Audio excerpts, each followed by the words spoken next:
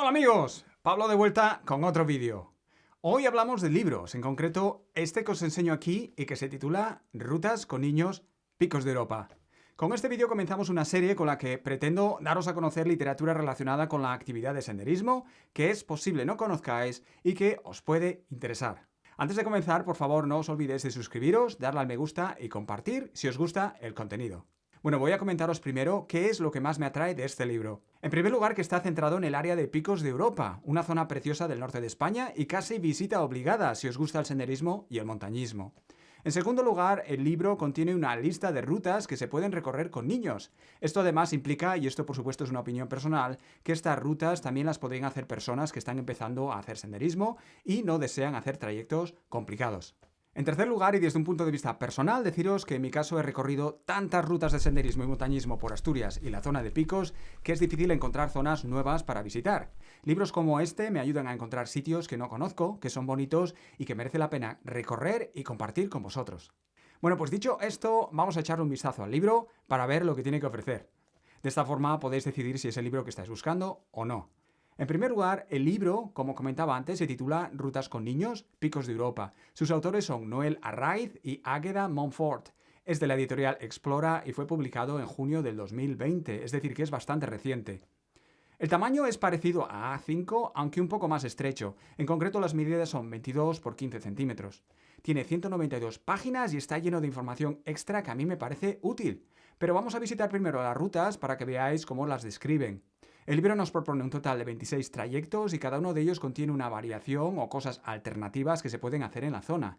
Vamos a seleccionar una al azar para mostraros qué quiero decir con todo esto y al mismo tiempo para que veáis el tipo de información que nos proporcionan. Por ejemplo, esta, que por cierto hemos tenido la oportunidad de recorrer juntos hace algún tiempo ya. Quiero con esto decir que hay un vídeo en el canal con esta ruta.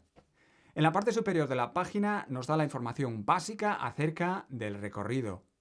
Si se puede hacer con niebla, si es circular, altitud máxima, distancia a recorrer, duración, dificultad y mínima edad recomendada para que los niños puedan recorrerla.